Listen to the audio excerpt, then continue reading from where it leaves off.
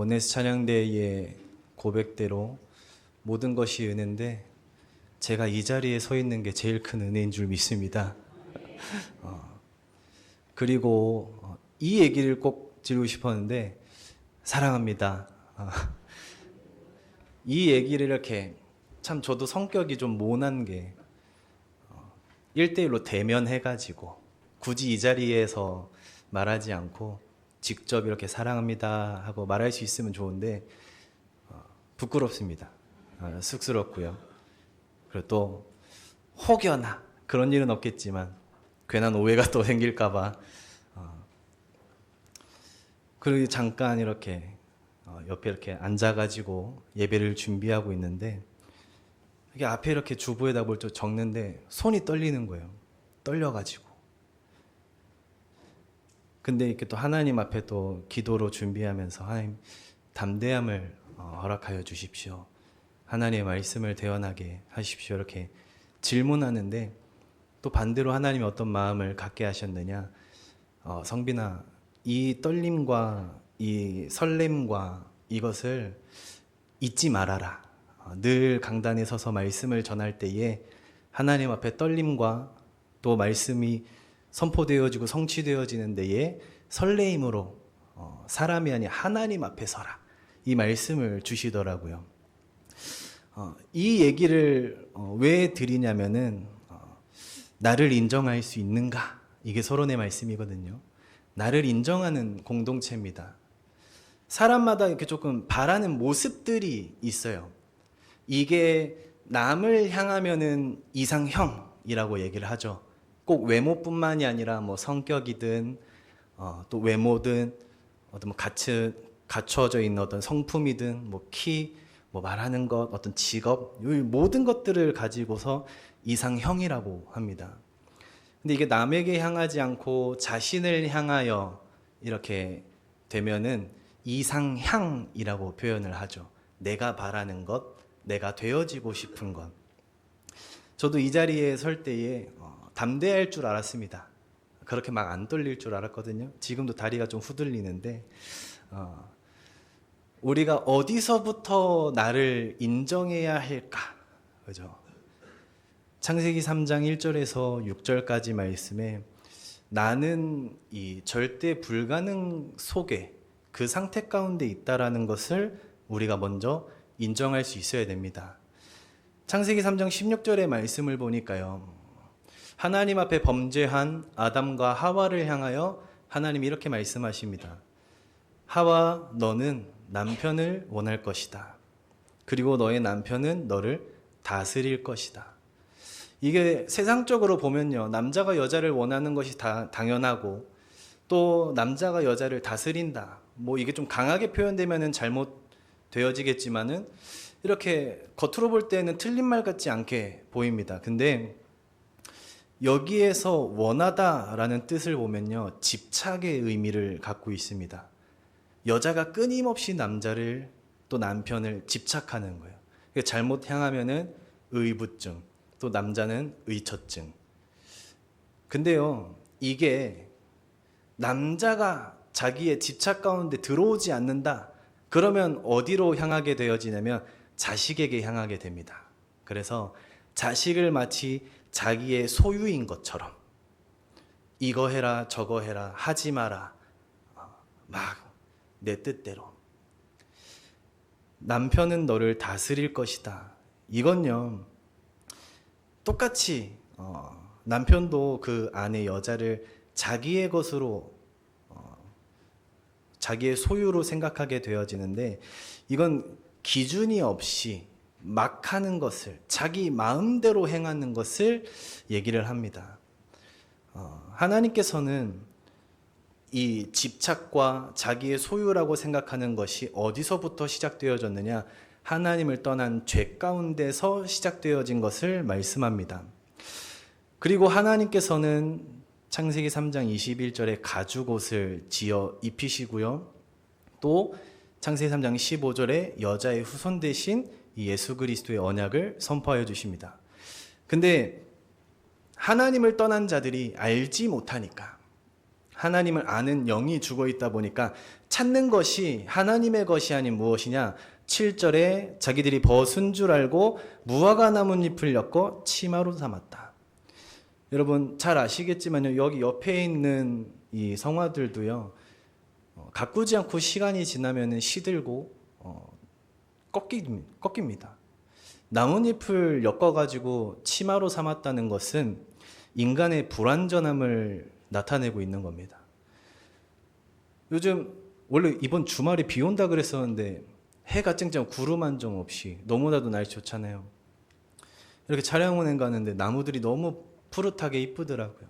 근데 그것도 땅에 뿌리를 내리고 생명을 유지하고 있으니까 푸른 빛을 내는 거지, 사람이 그걸 탁 하고 따는 순간 길어야 한 이틀 갈까요?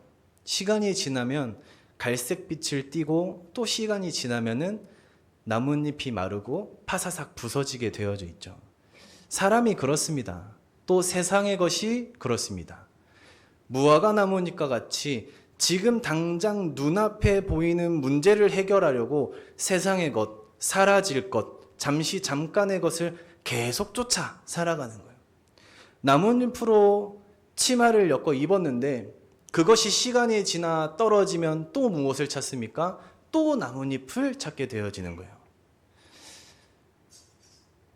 하나님께서는 분명히 말씀하고 있습니다. 이사야 40장 8절의 말씀에 풀은 마르고 꽃은 시드나 우리 하나님의 말씀은 영원히 서리라. 베드로전서 주보에 잘못 나와 있는데 24절과 25절의 말씀입니다.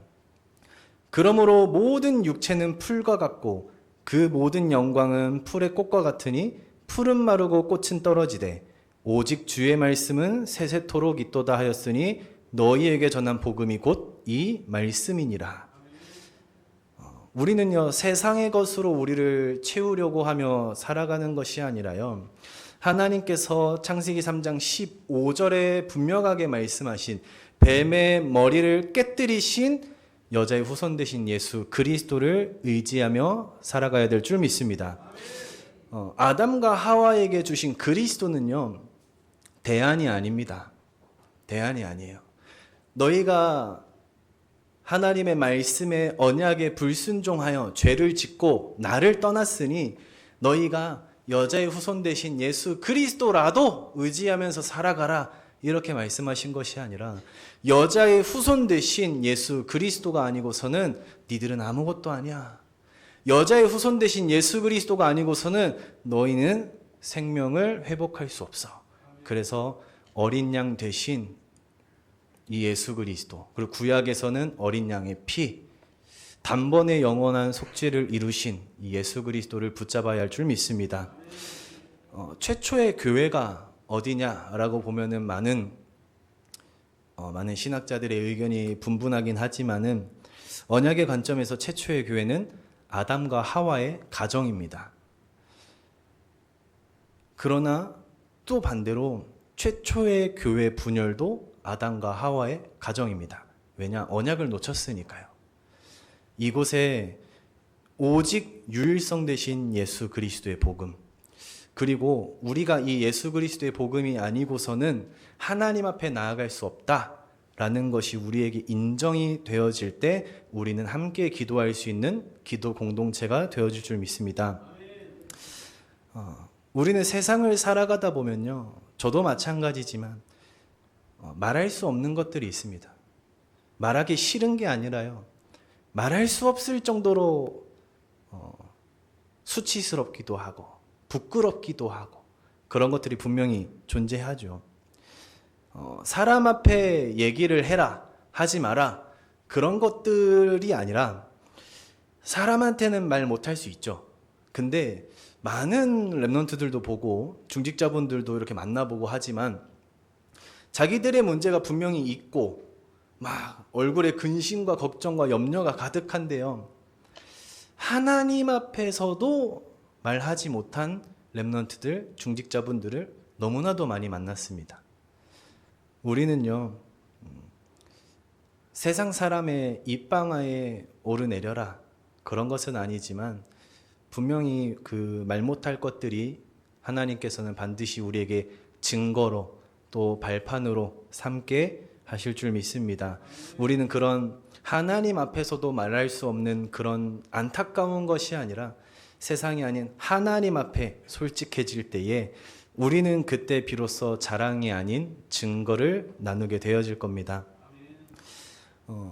사회심리학자가요, 20대들을 이렇게 분석을 해보니까요, 20대에는 주변에 사람을 이렇게 많이 둔다고 합니다. 그것은 단순히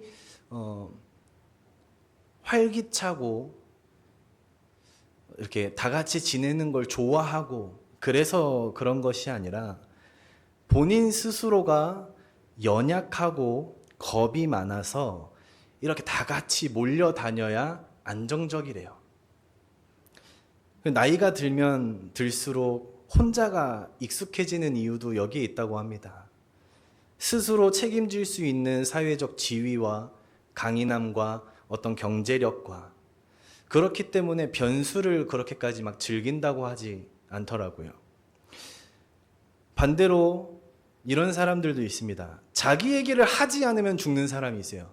누구에게든 가서 자기 얘기를 막 해야 되는 사람들도 있습니다.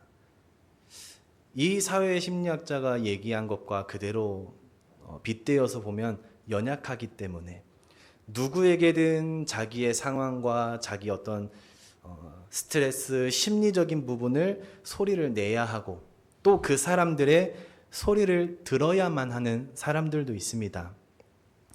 우리가 이것을 언약의 관점에서 또 복음 안에서 이렇게 본다면 우리가 언약 안에서 복음 안에서 강하다는 것은 무엇이냐? 소리를 내야만 하는 것이 아니라 진짜 문제 앞에 또 그 문제 속에서 복음 속으로 들어가는 사람이 강한 사람인 줄 믿습니다. 우리는 그 증거들을 나누게 될 것입니다. 고린도후서 11장 30절의 말씀을 보니까요. 내가 부득불 자랑할진대 내가 약한 것을 자랑하리라.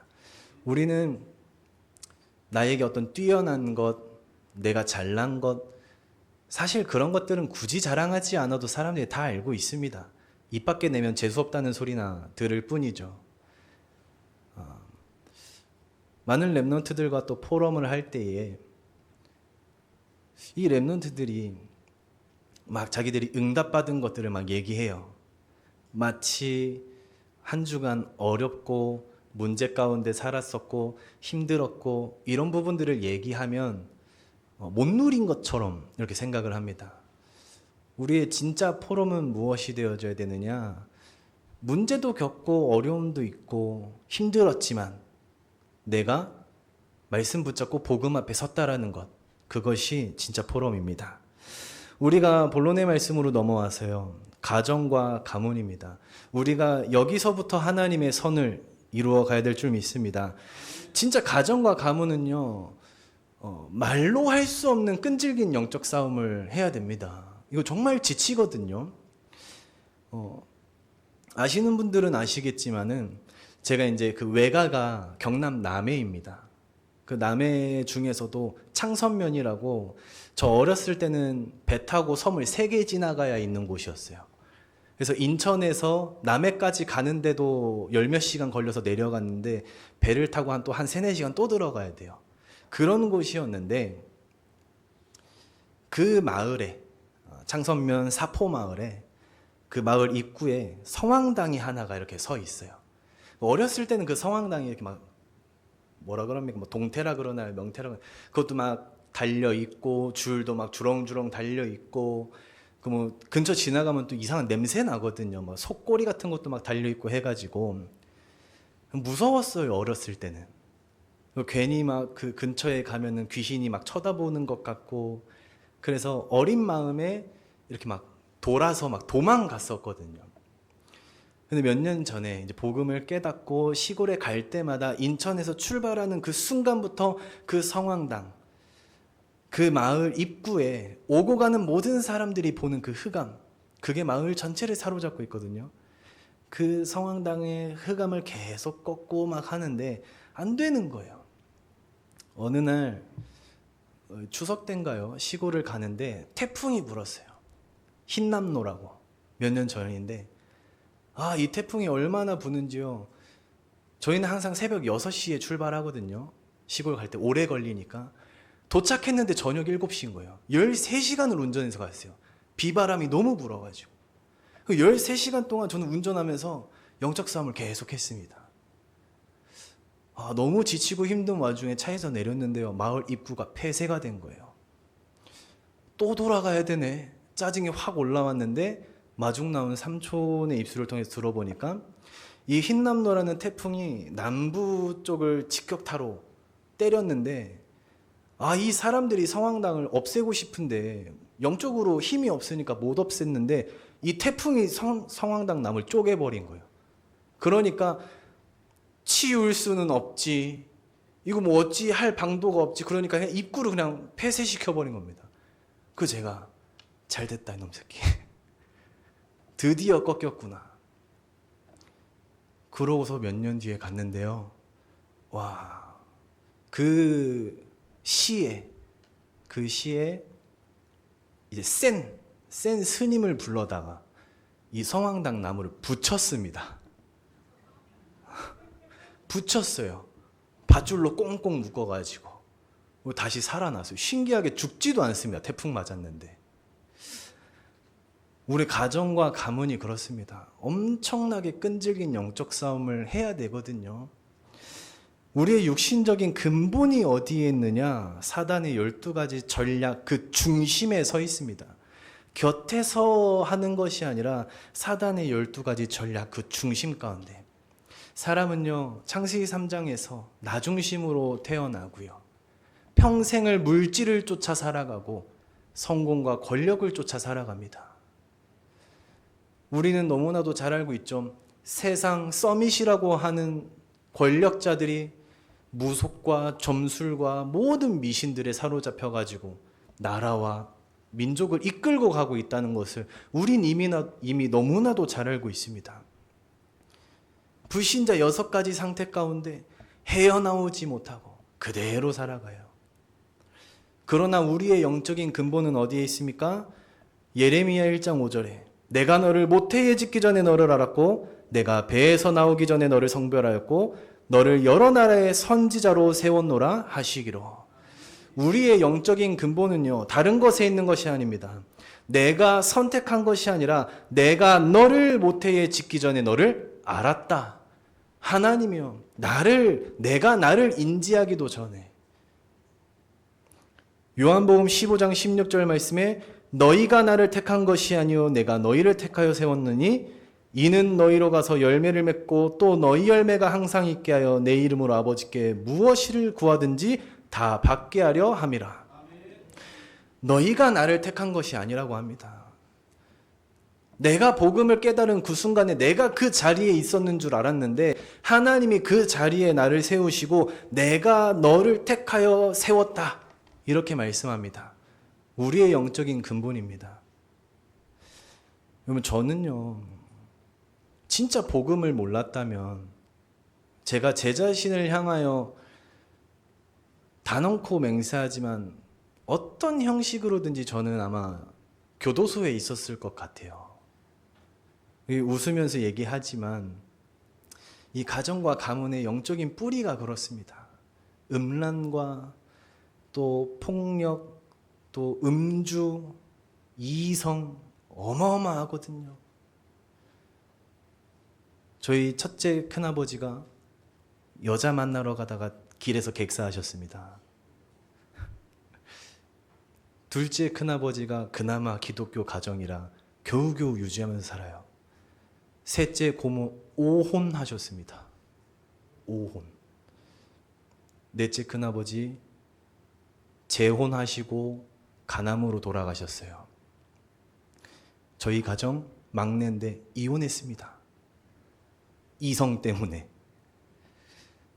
그러니까요, 그 가문의 모든 영적인 것들이요, 아버지와 어머니의 안 좋은 것들이 짬뽕돼서 태어난 게 류성빈, 이 존재예요. 그러니까 우리가 하나님의 절대 계획이라는 겁니다. 가정과 가문의 절대 계획은 우리가요, 과거로부터 완전 해방되어져야 됩니다. 집안, 가문, 여러분 핑계대고 그럴 것이 없어요. 가정과 가문 그 현장 살리라고 하나님께서 나를 택하시고 나를 구원하시고 세우셨다라는 것을 믿으셔야 됩니다. 여기에 진짜 아멘 하셔야 될 줄 믿습니다. 여러분들 절대 뭐 어떤 핑계댈 것도 없고요. 저도 어렸을 때 그런 핑계 댔습니다. 조금만 더 여유로운 집안에 태어났다면, 조금만 더 우리 부모님이 열정적으로 살았다면, 복음을 깨닫고 그걸 보니까요, 그건 저와 아무 상관이 없어요. 정말로 저와 아무 상관이 없더라고요. 있는 집안이라고 해가지고 제가 똑똑한 것도 아니고요. 있는 집안이라고 해서 부모님이 조금 더 열정적으로 살았다고 해가지고 제가 신학을 안 할 것, 그것도 아닙니다. 하나님은 하나님의 절대 계획을 가지고 우리를 부르셨어요. 집안, 가정, 아무런 배경 상관없이 하나님은 하나님의 계획을 우리를 통하여 이루어 가시는 겁니다.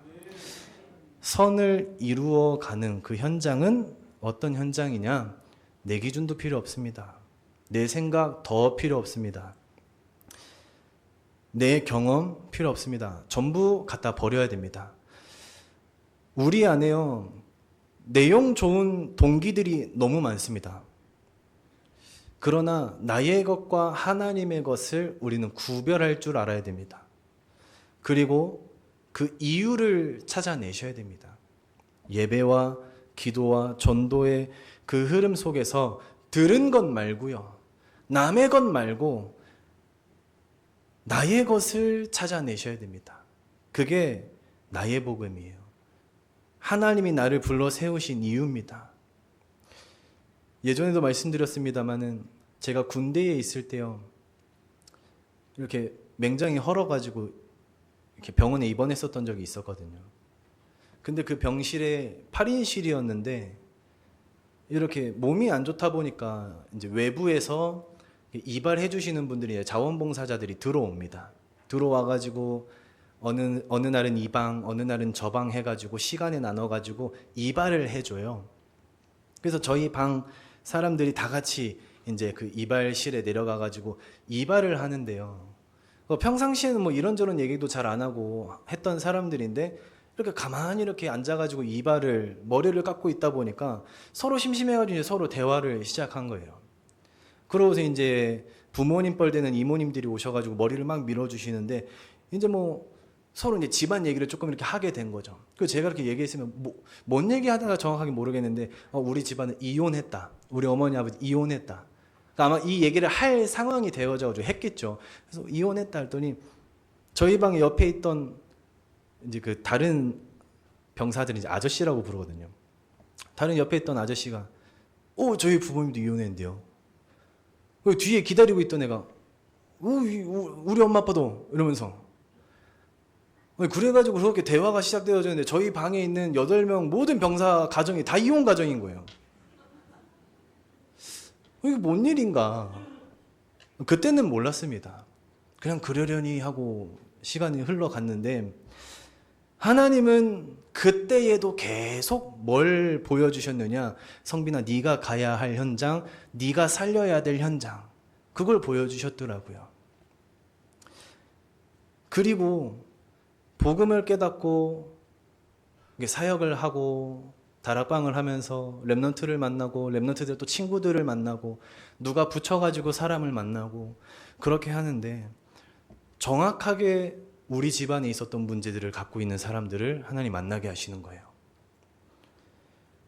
제가 복음 몰랐을 때에 청소년 시절에 방황하고 있던 그 상태 가운데 성인이 돼서도 그 문제 그대로 방황하고 있는 사람들을 하나님 붙이시더라고요. 음란에 노출되어져 있는 애들, 이성에 빠져 있는 사람들, 중독 가운데 있는 사람들, 하나님이 계속 그런 사람들을 붙여주시니까 하나님의 시간표가 되던 날에 내가 이런 사람들을 살리라고 하나님이 나를 선택하여 불러 세우셨구나. 하나님이 나를 이 가정에서부터 하나님이 나를 계속 훈련시켜 오셨구나라는 게 인정이 되어졌습니다. 그게 하나님의 선이에요. 하나님은 계속해서 우리의 그 삶의 흐름 가운데 선을 성취하고 계시는 겁니다. 그래서 우리는요, 하나님이 나에게 주신 이 언약, 나의 복음을 잘 정리하셔야 됩니다. 우리는 하나님의 계획의 그 흐름 가운데 있기 때문에 하나님이 계속 하나님의 응답들을, 말씀의 성취를 보여주시거든요. 근데 내가 이것들을 잘 정리하지 않으면 사람을 하나님이 계속 붙여주시는데 말할 게 없어요. 분명히 알고 있는데 정리가 안 되어져 있으니까 뭐 되어지지 않습니다. 여러분, 정리를 왜 합니까? 보기 쉽게요. 정리를 왜 하죠? 찾기 쉽게요. 우리의 복음도 그렇게 정리를 하셔야 됩니다. 어떤 사람을 만나든지 그 부류의 사람에게 줄 하나님의 증거를 찾아서 그에게 줄 수 있도록 우리는 잘 정리하셔야 됩니다. 그리고 이것이 나의 것이 되어질 수 있도록 정립하셔야 됩니다. 이게 정립이 되어져 있으면 어디를 가든지 복음 안에서 우리는 확립시킬 수 있습니다. 어떤 상황에도 망대로 서 있을 수 있도록 하셔야 됩니다. 성경에서 보니까요, 창세기 45장 5절의 말씀에 요셉이 자기의 복음이 정리되고 정립되고 확립되어져 있으니까 모든 것을 선으로 바꾸었습니다. 당신들이 나를 이곳에 팔았다고 해서 근심하지 마소서, 한탄하지 마소서. 하나님이 생명을 구원하시려고 나를 당신들보다 먼저 보내셨나이다. 아멘. 그럼 제 성격이었으면요, 일로 와. 나 총리, 니네 구걸하러 왔지. 꺼져. 아마 이랬을 겁니다. 너무 괘씸하지 않겠습니까? 근데 복음이 되어져 있고 언약이 정리가 되어지고 나의 것이 되어져 있으니까요, 하나님의 계획, 하나님의 선이 무엇인지 보여지는 그 고백을 오늘 요셉이 하는 겁니다. 다니엘 6장 21절의 말씀에서도요, 다니엘이 사자굴에 빠졌습니다. 이걸요, 뭐 사자와 놀아라 하고 던졌겠습니까? 너 죽어라 하고 던진 거잖아요. 죽어라 하고 던졌는데 왕이 다니엘에게 찾아올 때에 다니엘이 이렇게 고백합니다. 다니엘이 왕에게 아뢰되 왕이여 원하건대 왕은 만수무강하옵소서. 여러분, 하나님의 선이 무엇인지 보여지셔야 됩니다. 사도행전 27장 24절의 말씀에서도 바울이 함께 배에 탄 백부장, 선장, 선주들에게 이렇게 고백을 합니다. 하나님께서 너와 함께 항해하는 자를 다 내게 주셨다 하였으니. 여러분, 모든 생각과 기준이 언약의 관점으로 바뀐 자들의 고백입니다. 우리가 어디를 가든 어떤 상황을 만나든지 상관이 없는 거예요. 왜? 하나님의 계획이 보여지고 하나님이 이루어 가시는 그 선이 무엇인지 알았기 때문에. 내가 힘들었지만, 내가 어려웠지만, 내가 고난과 고통 속에 있었지만 하나님의 계획, 하나님의 언약, 그러면 괜찮다. 우리가 문제가 오면요, 힘이 들죠. 당연한 말입니다. 문제가 오면 힘이 들어요. 우리가 반대로 한번 생각을 해볼까요? 힘이 들다라는 것은 무엇입니까? 힘이 생기는 중이라는 거예요. 우리가 운동을 할 때도 마찬가지입니다. 무게를 더 올려서 운동을 할 때 힘들어요. 유산소를 막 하고 할 때에 힘들면 숨이 막 턱 끝까지 차는데 그 상태를 유지하고 계속 끝까지 끌어올릴 수 있어야 체력이 기하급수적으로 늡니다. 내가 힘들지 않는 내 선에서 이렇게 하면요, 거기에 그 수준에 머무르게 되어져요. 하나님께서 문제를 통하여서 우리에게 주신 그 언약이 더욱더 강하고 확고해지셔야 됩니다. 고린도전서 10장 13절 말씀에 사람이 감당할 시험 밖에는 너희가 당한 것이 없나니 오직 하나님은 미쁘사 너희가 감당하지 못할 시험 당함을 허락하지 아니하시고 시험 당할 즈음에 또한 피할 길을 내사 너희로 능히 감당하게 하시느니라. 여러분, 문제가 너무 힘들고 지치고 쓰러질 것 같죠. 근데요, 하나님께서는 그걸 감당할 수 있기 때문에 우리의 그 언약이 더욱더 확고해지기 위하여 그 문제를 허락하여 주신 줄 믿습니다. 그 언약을 붙잡고 그 선을 이룬 자들입니다. 여러분 과거를 정확하게 발판 삼으셔야 됩니다. 최근에 이렇게 사모님하고 같이 식사를 하다가 TV를 이렇게 봤는데 요즘 뭐 이게 핫한 것 같아요. 이혼 숙녀 캠프라고. 뭐 서로가 뭐 남편의 주장, 와이프의 주장 뭐 이렇게 해가지고요. 서로가 뭐 마음에 안 든 것들 막 헐뜯고 보여주면서 이제 그 MC들이 나와가지고 네가 잘했니 어쨌니 뭐 하면서 막 하는 그런 프로그램입니다. 근데 그 마지막에 그 이제 솔루션에 들어가거든요. 근데 어떤 남편이 이렇게 나왔는데, 와이프한테 이렇게 대하는 행동이 뭐 왜 이렇게 막 그렇습니까? 이렇게 뭐 이렇게 거칩니까? 이렇게 전문인의 질문에 이 남편이 이제 그 영상대로면은 얘가 뭘 잘못해가지고 얘가 나를 화나게 했고 막 그래야 되는데 전문인 앞에서 이 사람들이요. 제가 어렸을 때 가정에 이렇게 시작하는 거예요. 다른 영상을 또 봤거든요. 갑자기 왜 그렇게 행동합니까? 물어보니까 와이프가 울어요. 어렸을 때 부모님이 학대와 또 다른 영상을 또 봐. 또 똑같아요. 어렸을 때 어떤 막 추행에 의해서. 여러분 불신자들은요 과거대로 응답받으면서 살아갑니다. 우리도요 과거가 언약 안에서 보여지지 않으면 그거 그대로 열매 맺으면서 살아갑니다. 그래서 우리는 과거를 정확하게 언약 앞에서 발판 삼고 증거가 되어지시고 자녀들에게도 우리 후대들에게도 반드시 그 언약의 본이 되어지시기를 바랍니다. 금쪽 같은 내 새끼를 보면요 항상 문제가요 막 자녀들의 문제인 것 같죠. 결국 보면 마지막에 부모님들이 혼나고 있어요. 부모님들이 집에서 막 욕하고 자녀를 막 함부로 대하고 뭘 안 해주고 막 결국에는 부모들이 문제입니다. 언약 가진 우리가 우리 후대들에게 반드시 본이 되어지셔야 됩니다. 요셉은요 어디를 가든지 상관이 없었습니다. 형들에게 미움을 받아서 구덩이에 들어갔는데 다행히 물이 없어서 살았습니다. 올라왔더니 형들이 나를 구해주는구나 알았네. 노예로 팔아버렸어요. 노예로 가가지고 보디발 장군 밑에서 인정받고 노예지만 인정받고 잘 살고 있는데 그 와이프 때문에 또 감옥에 갑니다. 감옥에 가서 꿈을 해석해 줬더니 왕 앞에 끌려갑니다. 어디를 가든지 우리는 누리셔야 됩니다.